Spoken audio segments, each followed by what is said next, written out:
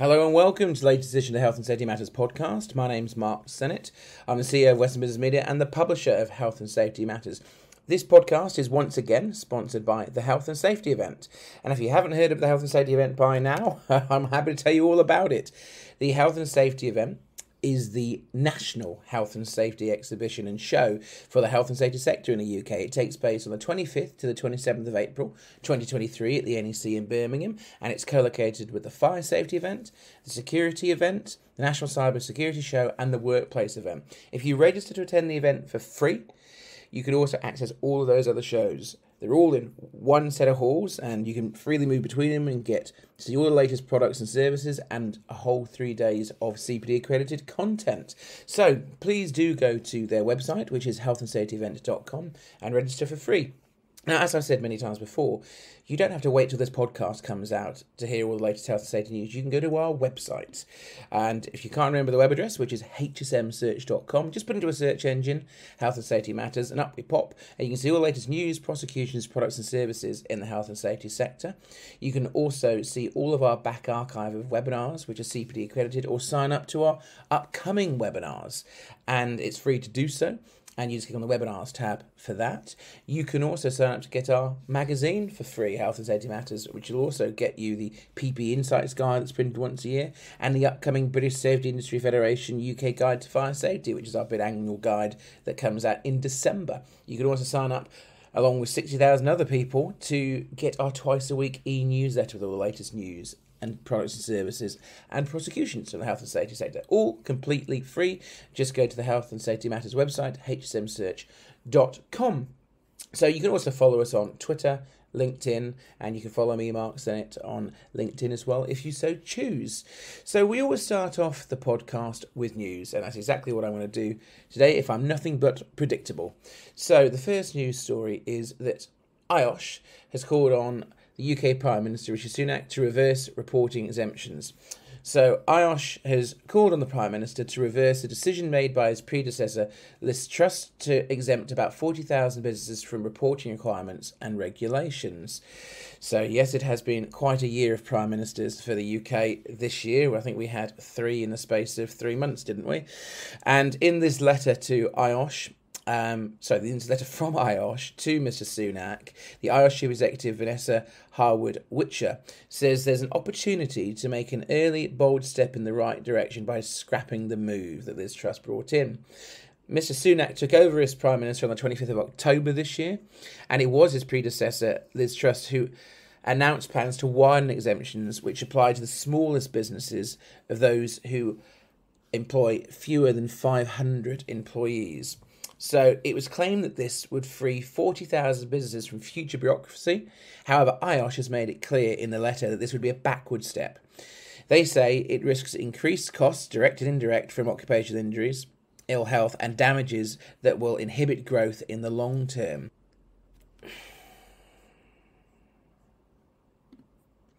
So Mrs Harwood-Whitcher said that ultimately, IOSH's key role is to highlight significant progress that the UK OSH standards have had over the past century, but she says this has recently stalled and goes on to say that a failure to reverse the decision could lead to a race to the bottom that disadvantages everyone.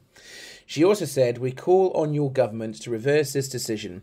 Now is the time to invest in new ways of valuing and protecting all our workforces and our supply chains and decent work, which is something that could lead to substantial growth."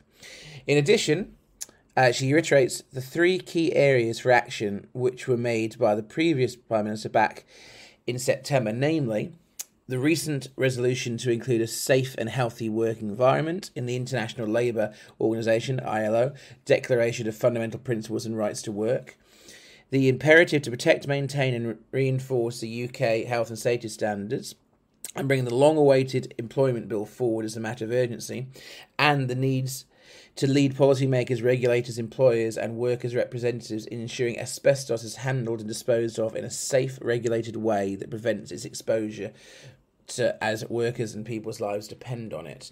So IOSH went on to say, any failure to act on these key areas and for actions associated with challenges will not only lead to poorer working conditions and workers' welfare, but also a workforce that's characterised by low productivity with economic and structural inequalities. This is why we look forward to working with you and your new government to ensure this does not happen, so that we can all share in the future that is safe, innovative and more productive. So ultimately, to the core here, this letter, as the headline on our website states, if you want to read more about this article, just go onto our website and put in IOSH calls on UK Prime Minister in the search bar and you will spot it. But ultimately, this article we've written is talking about the letter that they want the decision to be reversed to make 40,000 businesses exempt from having to do this reporting, which to me just makes common sense to reverse this. We need accurate reporting requirements. People that employ 500 people have a significant workforce that they have to look after and should look after properly. So, to have our health and safety statistics as accurate as possible and making businesses accountable, I entirely agree. This decision should be reversed. Okay, so on to our next story. And the Health and Safety Executive Work in Minds campaign is now 1 year old. So almost half of work-related illnesses is due to stress, depression or anxiety, according to statistics published by the HSE. There are three main reasons employers should be looking to prevent stress, support and good mental health in business. It's the law is one of them. It's good for business is another. And it's the right thing to do is the third point the HSE point out. Whether you're a small business or a large corporation, the law requires all employers to prevent work-related stress to support good mental health in the workplace. A report by Deloitte estimates the total annual cost of poor mental health to employers has increased by 25% since 2019, costing UK employers up to £56 billion a year. The report revealed that employers see a return of £5 on average for every £1 invested in mental health. The Health and Safety Executives Work in Minds campaign brings together a range of tools and support to help businesses and workers to understand the best way to prevent work-related stress and encourage good mental health. The Lighthouse Construction Industry Charity is a Working Minds partner and provides a huge variety of resources that any of you can use for the construction community if you're so interested. Sarah Bolton, who is Director of Charitable Services at that charity, says, "We're proud to be working with Working Minds as campaign partners, and it was launched 1 year ago. A year on, and we find ourselves in a very different place. There are lots of additional sources of stress, and these will be negative impact upon us." She goes on to say that one of the biggest challenges now is the cost of living crisis. By working together, we can increase the resources and support the people and give them access to this help. If you're struggling, please reach out for support. We're always here to help, she says. So one of the things that HSE has said in this article is you can get started today with Working Minds 5 simple steps. Reach out and have conversations. Recognise the signs and causes of stress. Respond to any risks identified by agreeing action points between employer and worker. Reflect on the actions taken. Have things improved? And make it routine to check back in on how things are going. So again, fully supportive of this HSE Working Minds campaign. I mean, the stats there are staggering. I just want to go back out to the report by Deloitte that since 2019, 25% increase in poor mental health. That's how it's affected employees and costs the UK economy £56 billion a year. I would say it's safe to say many of you, myself included, have had experience of having colleagues, staff suffer with either poor mental health or stress at different times, and it's absolutely essential that these people are supported the best that they can. It's great that the stigma over mental health has massively moved forwards, and as employers, or someone that is just got staff or colleagues responsible for health and wellbeing in an organisation, this is the biggest growing issue right now. We're in a situation where, thankfully, health and safety incidences are at an all-time low in the United Kingdom.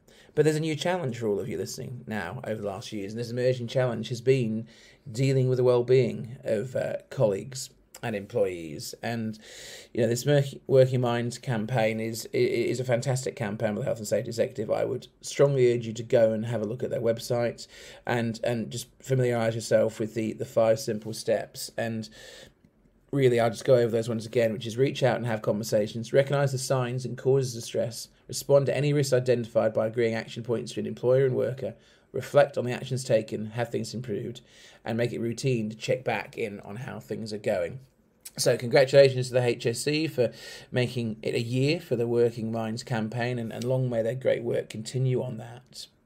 So speaking of health guidance, the British Occupational Hygiene Society, BOHS, as I will call them for short moving forwards here, which, if you don't know, is a leading scientific charity and child society for worker health protection, they have released a handy outline of how companies and organisations can link their worker health protection standards directly to Sustainable Development Goals. So the 17 United Nations Sustainable Development Goals have become the global benchmark, which many of the world's most influential organisations see as the objectives that need to be realised to have a sustainable future. Many companies worldwide have signed up to the United Nations Global Compact, while many more see environmental, social and government as critical success factors reportable to boards. SMEs, who have championed sustainability, have also pushed the boundaries. Interestingly, a healthy work environment has been recently added to the list of global fundamental rights for people who work by the International Labour Organization. So BOHS has published a simple guidance for companies and organisations to be able to track their initiatives in protecting workplace health directly to the 17 goals. BOHS has also revealed that it's working closely with the British Standards Institute and the Council for Work and Health to develop this further, to help workplaces celebrate and promote health at work as a crucial lever for sustainability. So, Kevin Bampton, who's the CEO of BOHS, said sustainability is about the environment, nature and the planet, but it's also about people. We all understand the throwaway approach to packaging and consumer goods is more than waste but detrimental to our future, yet we have a disposable approach to workers. We let people get ill unnecessarily, adding to health and social care costs, the benefits bill and hospital waiting lists. We still have a notion that in work there are occupational hazards and accept that thousands of people are allowed to get ill in the one environment wholly created and managed by humans, the working environment. So BOHS, which celebrates 70 years of scientific leadership innovation for workplace health in 2023, next year, sees now as the opportunity to really make a difference, they've said. Its president, Chris Keane, went on to say, there are multiple illnesses, including incurable cancer, that arise from workplace exposures, but the vast majority of these are relatively easy to prevent and avoid. At a time where it's harder to find the right workers, it makes perfect sense for business sustainability to focus on the health of your existing workforce in the same way that they would want to look after other key assets. The guide helps organisational leadership place workers within the general sustainability strategy. So if you want to see this guide, then I would definitely urge you to take a look at it. It is on our website. You can use the search box and type in BOHS Launches Workplace Health Guides. That's BOHS Launches Workplace Health Guide. It'll bring up the news story, and we literally do link directly through it. And that there's a lot more on this story on that website, but you know, BOH has done a lot of work on this and you know, deserve a lot of credit. So it's definitely a tool I would suggest you take a look at. So moving on to some upbeat news. I think I mentioned in the last podcast that we've now opened entries for the Safety and Health Excellence Award. It's completely free to enter, and please do enter. If you want to know how to enter, just go to she-awards.com or put in a search engine to Safety and Health Excellence Awards, and there's a big Enter Now button. We've got categories on Unsung Hero, Best Health and Safety in Manufacturing, Best Health and Safety Project, Health and Safety Manager of the Year, Campaign of the Year, Health and Safety Team of the Year, Rising Star Award, the Safe Logistics Awards, Woman of the Year, Marketing Campaign of the Year, Distributor of the Year, Best Driver Risk Management Performance, Best Use of Health and Safety Data to Lower Incident Rates. That's a new one that we're partnering with Discovering Safety and Health and Safety Executive to promote. And we've also opened entries for the BSIF Awards as well, which you've got the Customer Service Award, the Product Solution PPE Award, the Product Solution Safety Product Award, and Also, the Safety Solution Award itself is all there, and you can enter via our website, she-awards.com. But one of the reasons I'm bringing this up is I'm now delighted to go one step further and tell you who the host of the She Awards is. So you can enter now all the way until February 2023. The deadline for entries is the 15th of February 2023. I said it's completely free to enter, and it's the perfect way to get yourself, a product, a colleague, a team, a supplier, or your organisation recognised by your peers. And we will announce the shortlist in March, and then we do a award ceremony, which has now become the biggest networking do in the sector, and that will take place on the 26th of April at the Vox at the NEC in Birmingham on the middle night of the health and safety event, and it's a fantastic back-tie dinner, and it's there obviously to celebrate excellence, but we also want it to be a fun evening. So I'm delighted to say that the host for this year's awards is television presenter Tess Daly, and she's actually our first female host of the Safety and Health Excellence Awards, which we're really, really proud of. Previous hosts have been Rory Bremner, Sean Locke, Hugh Dennis, Alistair McGowan, but Tess is our first female presenter, and this comes in the wake of our commitment to trying to do more to get diversity in the health and safety sector. We launched a health and safety award last year, the Women in Health and Safety Award, which is obviously back this year, and we really want to shed a spotlight on the great work that women are doing in the health and safety sector. So it felt right that this was the right time to actually take that one step further and have a female host, and Tess is probably one of the most recognisable faces on UK television at the moment. And in addition to this, there'll also be a comedy set before Tess goes on by Alistair Beckett-King, who you'll probably know from television shows like Mock the Week. But, we're delighted to have Tess Daly involved. And as you'll find out in a moment, Tess is actually sponsored that evening by Safety Rocks. And our guest on this episode of the podcast is actually Safety Rocks' founder and managing director Carla Crocombe, so that ties in quite nicely. But we're really proud to have Tess Daly as our first female host, and we're really proud to champion more equality in any sector, but certainly in the health and safety sector. And so I would encourage you to enter the awards at www.she-awards.com, and if you're a woman working in the sector, or a woman working in the sector, please do enter the Woman of the Year category. So, another bit of news for you. We have announced our first ever legal webinar for health and safety. And this webinar is on the aftermath of an accident, legal lessons learned. So, HSM is partnering with law firm DSE Beechcroft to deliver a 2-hour webinar on the legal lessons that need to be learned in the aftermath of an accident. It's a really key topic. This interactive webinar will be chaired by Matt Breacle, who is a partner at DSE Beechcroft, and will allow plenty of time for you to pose legal questions to Matt, and it takes place between 9:30am and 11:30am on the 15th of December 2022.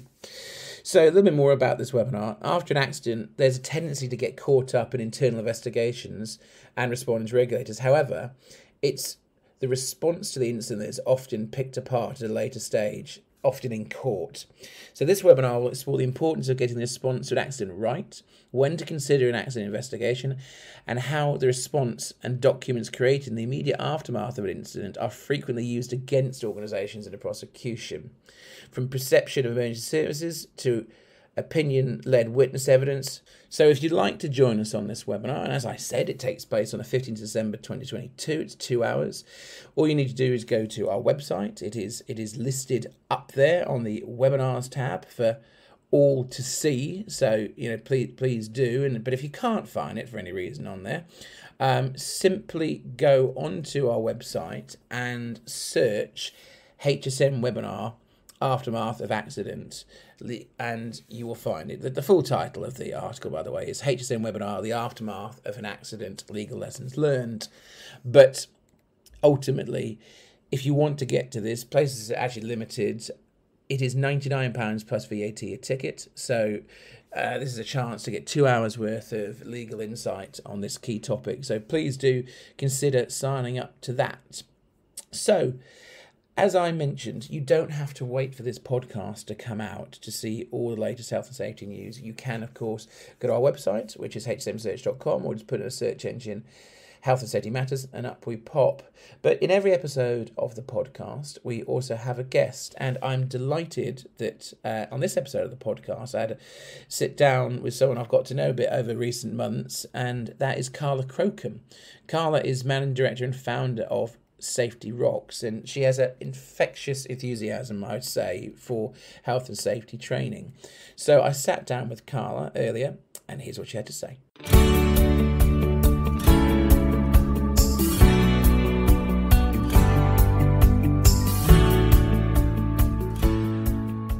Hi Carla, how are you? Hello Mark, I'm very well, and yourself? Yeah, really good. I've been looking forward to doing this a while. We've been talking about for about 2-3 months now that we were going to do this. And, I'm excited to really let our audience know a bit more about your company, Safety Rocks. So let's get straight into it. So what made you start Safety Rocks, Carla? In terms of starting Safety Rocks, I used to work for another organisation that delivered training. And one of the things that I found is that we were really restricted, and that actually what I really wanted to do was be really good. I wanted to be brilliant. And I found that in the company that I was working for, we simply couldn't do it in the way that I wanted to do. And that there was always a scenario where we could have done a better job. We could have serviced people's requirements a little bit better, and actually made it much more specific for organisations. So that kind of was the real desire, that and the fact that in essence I just thought that we could do more with kind of less restrictions. Really, that's the major thing, being more brilliant. I think that's what we really wanted to be. And how would you describe what you do and what makes you different? So as an organisation, what we do is deliver truly tailored health and safety training. Now, what we focus on is that truly tailored aspect, and our unique service proposition, as it were, is focused on really understanding an organisation and digging under the kind of seams of the organisation, splitting the seams of an organisation and really understanding their culture. So what we want to do is educate people by informing, but also work on that cultural piece, to work with an organisation holistically all the way through, developing training needs to looking at how the organisation works in terms of its delivery and making sure that the courses really fit what the customers want, or our partners, so our chosen partners actually want, rather than just delivering the off-the-shelf training, which you can get from anywhere. So there are hundreds of health and safety training providers, but for us, it's that, understanding the organisation and its unique context. Now, you've always said to me that health and safety can be fun. It's got an obviously important, vital role, which all of our listeners would understand. But your training, I think it's what you said to us in the past, is that's what makes you different. In your opinion, how can and why should health and safety be fun? So we get asked this all the time. Why should health and safety training should be fun? Why should health and safety be fun? People remember often what they laugh about. So if you have a laugh and a giggle with people on a day-to-day basis, what do you remember? If you go out with your friends, what do you remember? You always remember the laughter that you've had, where you've had a bit of a belly laugh about something. So we want people to remember stuff. And although the message that we've got is serious, we want to keep people happy, healthy and well with all their bits and their mental sanity and ultimately alive. That's what we really want to do. The fact is that we also want to get a message across. And I always say to people, if they remember one thing, then we've done our job. And the way to do that is to make it fun and engaging. If you're disconnected and then there's no rapport, there's no integrity, there's none of this, fun part to the element of the training, then people don't remember anything. You want people to remember things, hence why I think it needs to be fun. And that's the message that we try to get with all our tutors, make it fun, make it engaging, make people remember. I remember talking to you when we first met, and you started your business pre-COVID, and obviously, we did our management buyout about 4 months we completed before COVID became a thing, unfortunately, and we really exchanged some interesting stories between each other. But I wanted to talk about that. How have things changed since the pandemic for you, and how do you see the business world now? So one of the things I remember, Mark, is having a conversation around the fear and the challenges that COVID kind of brought out in everybody as a business owner. There's a lot of period of time where we were kind of conscious of that level of fear of what would the business look like after COVID. I think one of the things it did give us an opportunity to do, all of us, including me, is an opportunity to reflect on the business that we had. So prior to COVID, we were very much a face-to-face organisation. That was me, always out there, always doing something, always speaking to people, always in the kind of physical domain, the in real life kind of aspect. The business has really changed because during COVID, we had a period of time to reflect, and that reflection meant we did things differently. So we obviously wanted to keep working. So we have got much more of the virtual solutions in the sense that we do a lot more work out of Teams and the 360 kind of technology. We invested in a lot of technology, which has been incredibly beneficial to our partners and to ourselves. We worked on agile on-demand learning. So we produced truly tailored agile on-demand learning and kind of developed that aspect of the business too. But we also still do face-to-face learning. Now we're back up and running, but the business is much more diverse in the way we deliver. We do micro learning, which I think is absolutely brilliant. You know, these 3-hour sessions that we do with people that they get an awful lot of value out of. So the business has changed because of that. I think the other thing that we've done is been much more public. So the YouTube channel, actually having a Safety Rocks Limited YouTube channel, which has been brilliant. The interaction with that has been fantastic. And this aspect of being more on social media. So that video content being used on social media, but also delivering bespoke video content for the learning management systems of our partners. So the variety of things we're doing is much greater, which is fantastic. It just means that for us as an organisation that we can see our path to the future and where we're going to fit in the future. So adaptability, I think, has become the key kind of word, and that. Well, panovation, isn't it? That balance between panic and motivation that occurred because of COVID. Did you feel the same thing? I did, yeah. That's a very good overview of what we chatted about the first few times we started talking. There was certainly a fear for anybody. I mean, you've got to have a level of concern when, not just on a human level for what the pandemic meant, but on a business level. You know, you and I are responsible for people's livelihoods here, let alone our own. And we just didn't know what was going to happen. But what we did believe passionately was that in a recession, which is obviously brought on by the pandemic and everything else, investing in your business is important.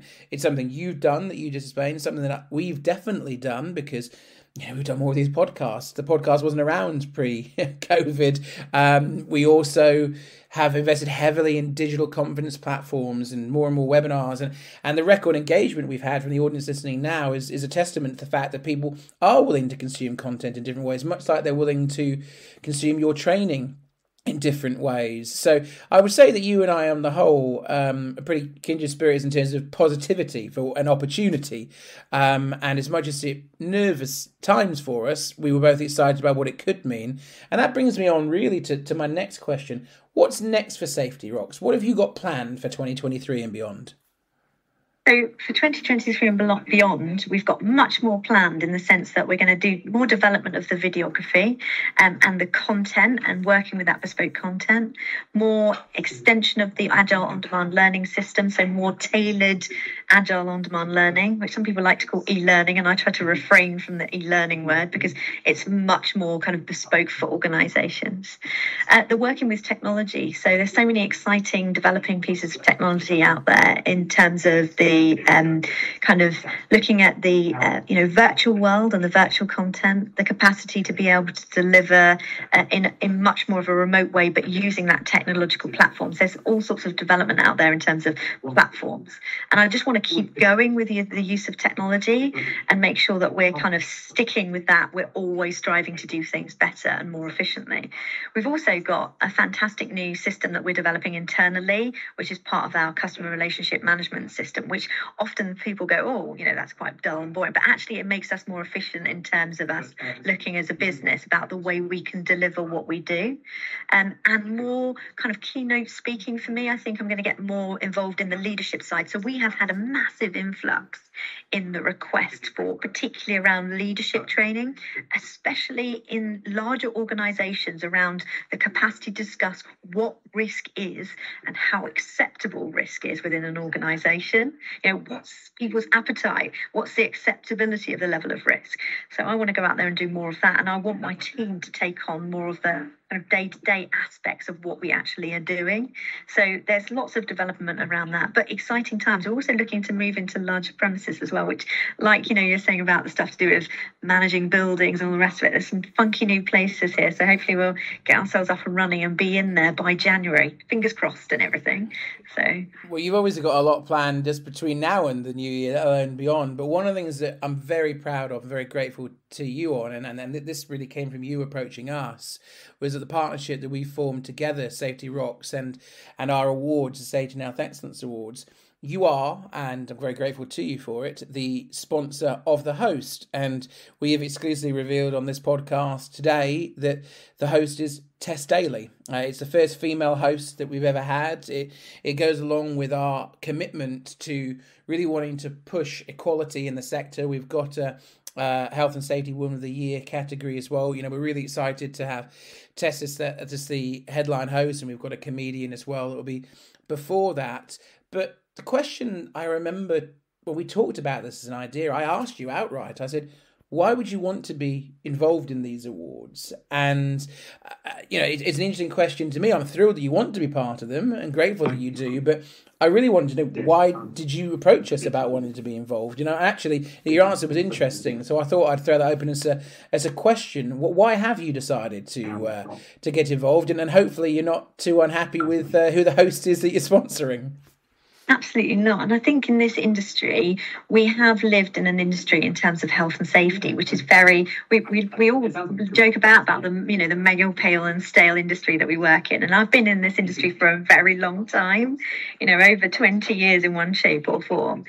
And the fact is there's a lot of experience, people, knowledge, and all of those kind of aspects that come from being in an industry for a very long period of time. And this is this bit about giving back. We ultimately are working in an industry which is about looking after people's health and well-being and their safety. And so part of this is that, we have a capacity to be able to give back to the industry and see how the industry has grown. And it is wonderful to be in the room with lots of people we're watching them develop. I absolutely love seeing people grow from the moment that they come in as as an entrance level kind of safety professional, go on to do their level 2, and seeing them grow to the level 6 and then end up being the head of safety. I absolutely love that. And I'm old enough to be able to remember lots of people going through that process, and the relationships that I have with those people are very strong.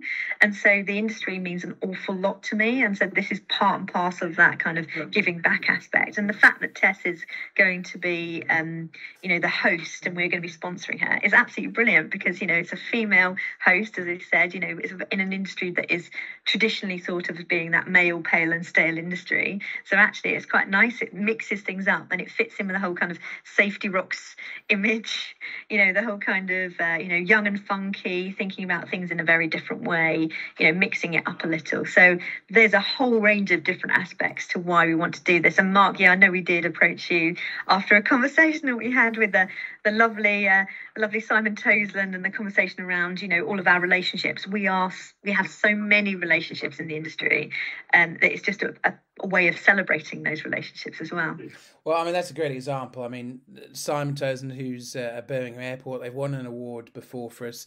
His team and he do a fantastic job. They are exactly the poster child for what I envisaged these awards to be when I launched them several years ago. Unfortunately, I am probably male, pale and stale, because my suntan's definitely faded from the summer, and my kids would definitely say I'm stale. But the awards do have a strong meaning. I've said before very publicly on this podcast that I think is the best part of my job. You see people so excited when they're shortlisted, or when they've won, or they've been commended or highly commended, and the networking in the room, because I'm sick and tired of this sector being maligned for the important job that it does. It keeps people and property safe. That's what it does. It is a life safety critical job that these listeners and our readers do, and it deserves celebrating rather than being bashed. And it was so nice to hear that you also share that view. And certainly the evening itself will be great fun as well, but it'll have a really important meaning. And as I've said at the start of this podcast in the news section, I would urge anyone that has never entered these awards, please do so. It costs you nothing to enter. Just go to she-awards.co.uk. It's well worth it. But I want to finish, Carla, and people may have been hearing about Safety Rocks for the first time during this podcast, and that's what this podcast is about, this section of it, is to really raise awareness about great companies doing great things in the health and safety sector. So if people want to find out more about Safety Rocks, how can they do so? Thank you, Mark. It's interesting, isn't it, about the bit about Safety Rocks? I just suppose because safety is inherent in me, cut me in half. It says Safety Rocks all the way through, and I love this job. But if they want to find out more about us, they can go to our website, www.safetyrocks.co.uk, or they can find me, Carla Crocombe, on LinkedIn. Without any shadow of a doubt, I'm definitely there. Or they can go to our YouTube channel, which is Safety Rocks Limited, and see some of our video content as well. But the best way is, yes, go to Safety Rocks, www.safetyrocks.co.uk, or give us a call on 01223 491 485. Like we rehearsed that, we really didn't. That was brilliant. Well, thank you so much for all your time today, and I would encourage anyone, if you want to see health and safety training that will give you what you need and can be done in a fun way, do get in touch with Carla and her team from the methods that she just said. But thanks for sparing us your time today, Carla. I really appreciate it. Thanks, Mark.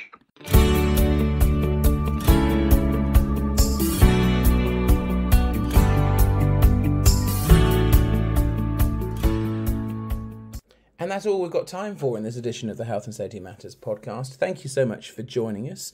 You can obviously see our back archives of podcast episodes on any platform where you get podcasts. Please do leave us a rating and comments on the podcast platform of your choosing. You can also listen to us on YouTube and do exactly the same thing. You can also give us feedback on social media using the hashtag HSM podcast, and you can give us feedback on what you might like to see in upcoming episodes. As I've said earlier on today, you can also get all the latest health and safety news from our website, hsmsearch.com, or just put into a search engine, Health and Safety Matters, and up we pop. And you can see all the latest news, prosecutions, products and services in the health and safety sector on their website. You can sign up to get our twice-weekly newsletter for free. You can sign up to get our magazine for free. You can look at all of our past archive of webinars and upcoming webinars as well. And they're all CPD accredited, and you get a CPD certificate for doing so. As I mentioned, I'd also strongly encourage you to enter the Safety Health Excellence Award. It's completely free to do so.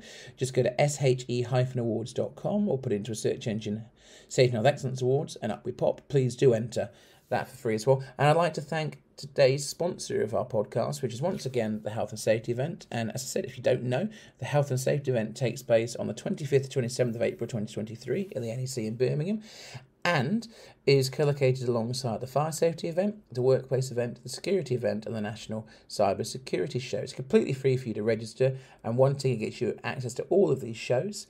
And all you need to do is go to healthandsafetyevent.com. So thank you to our guest Carla Crocombe from Safety Rocks for being with us today. And as I said, thank you to all of you for taking time to listen to the podcast. And I hope you'll join us next time on the next episode of the Health and Safety Matters podcast.